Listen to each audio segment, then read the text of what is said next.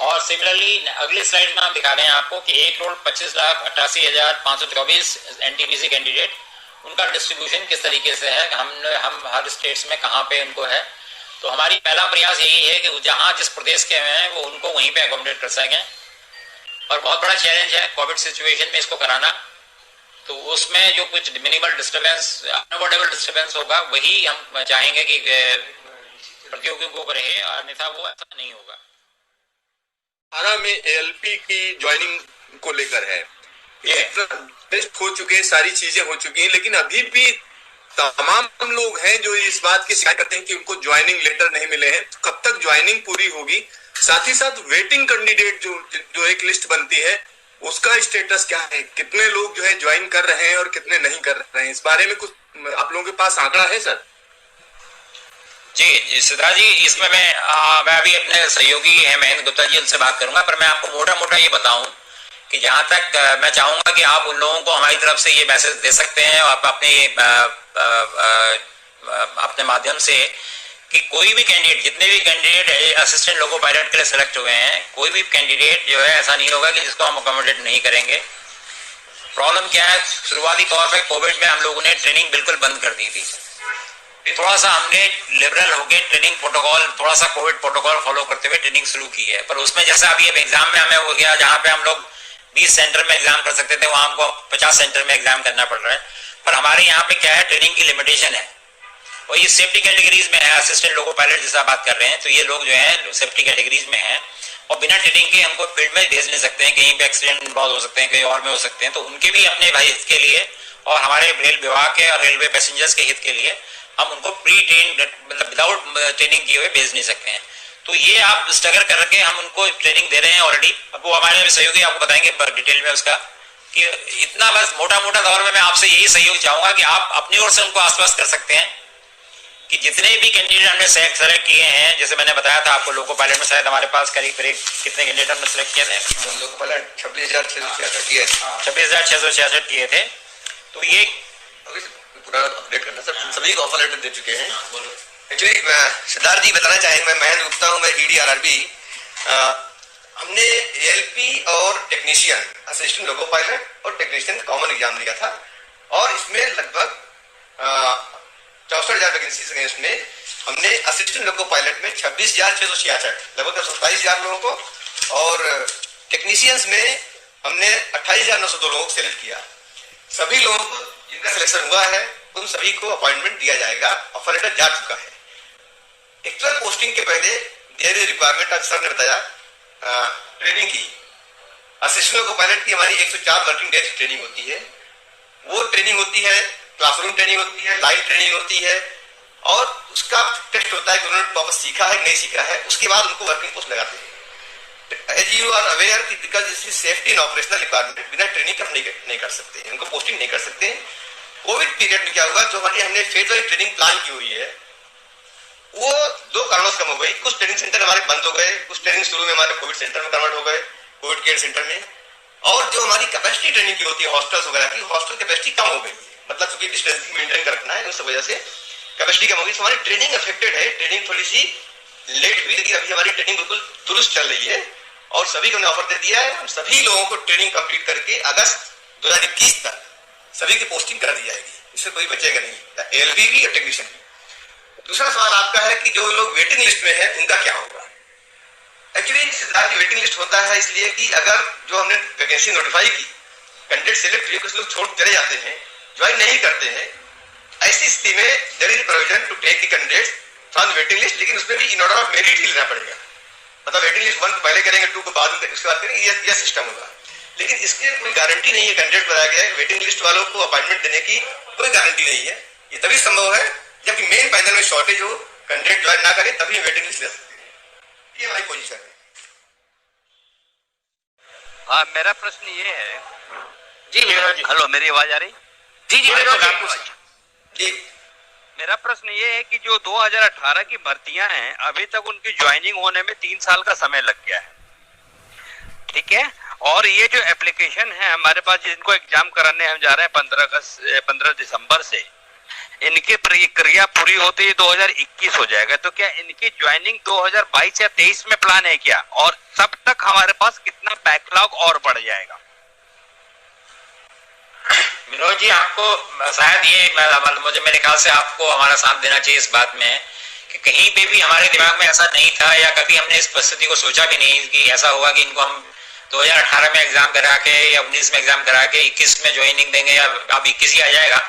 लेकिन जो हुआ है पिछले साल भर में, जिस तरीके से डेवलपमेंट हुई है, वो हम लोग सब उसके आगे मजबूर थे। परिस्थितियां जो है भगवान करेगा अगर वैक्सीन वगैरह सब जल्दी आ जाती है तो जो आपका अप्रेंशन है वो नहीं होगा और हम लोग इनको पहले ही देंगे। जो हमारा मतलब हम कोई इसको बिल्कुल ही डफर करा रहे हैं या किसी और से हमारा कोई हिडन एजेंडा ऐसा नहीं है। ये हम आपको नहीं, मेरी बात नहीं खाती साहब, मेरा वो सवाल नहीं था। सवाल ये था कि जब 2018 में जब हम लोग खबर लिखते थे इस मामले में, तो उस समय ये कहा जाता था कि हम 1 साल के अंदर इनकी ज्वाइनिंग करा देंगे जी, ठीक है।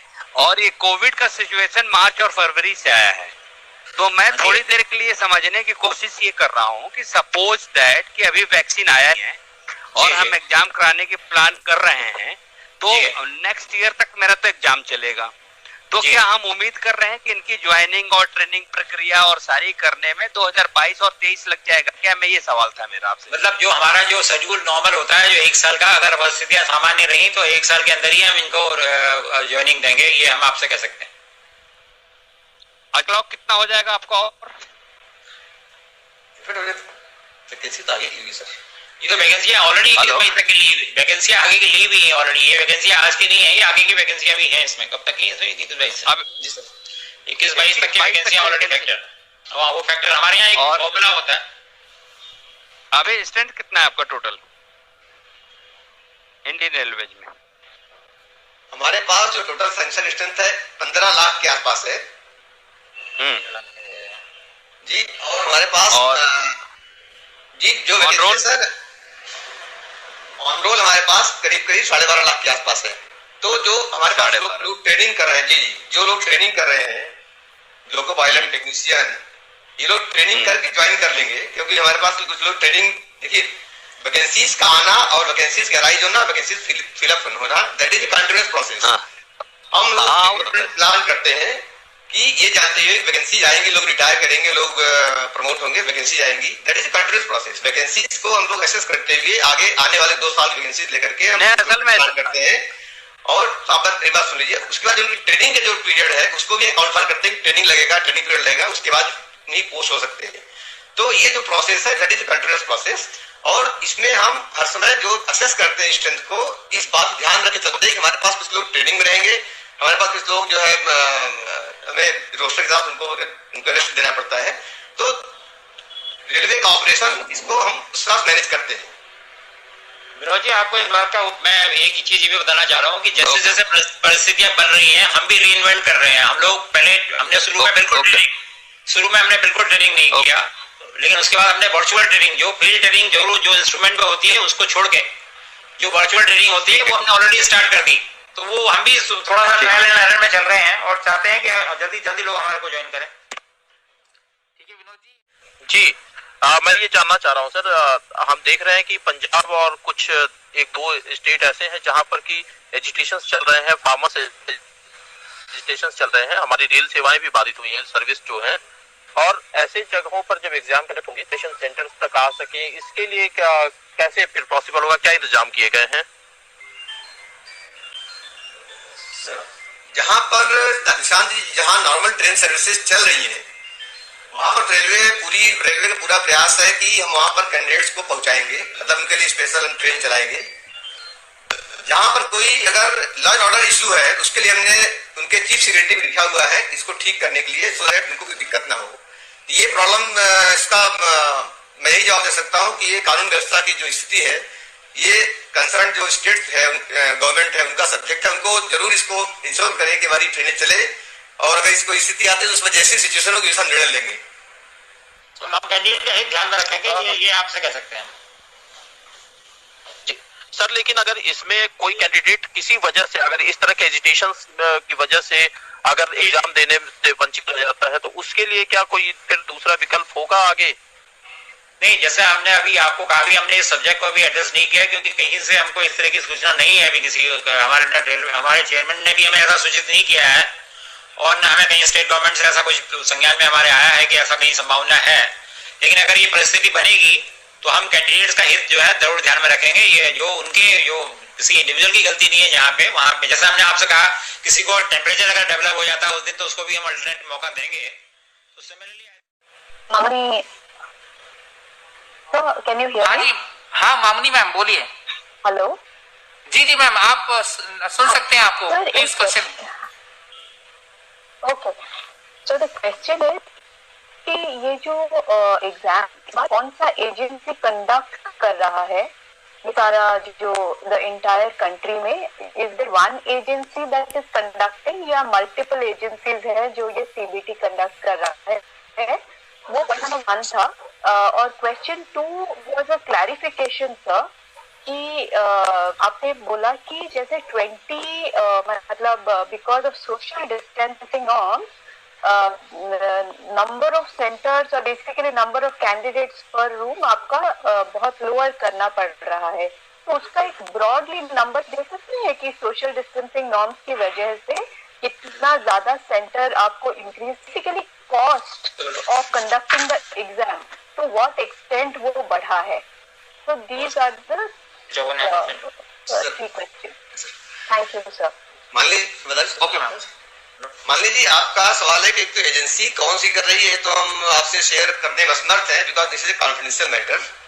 और दूसरा सवाल का आपका जवाब यह है कि जो सोशल डिस्टेंसिंग की वजह से, because there is government protocol on conduct of examination, ministry of HRD ने, मिनिस्ट्री ऑफ होम अफेयर्स और ministry of health and family affairs निकाला है कि सोशल डिस्टेंसिंग नॉर्म मेंटेन रखना है। लिटरली आपने बहुत सही कहा है कि हमारी जो सेंटर्स की कैपेसिटी निश्चित रूप से कम हो गई है, मतलब 100% कैपेसिटी पर एग्जाम नहीं कर सकते हैं। It is definitely reduced.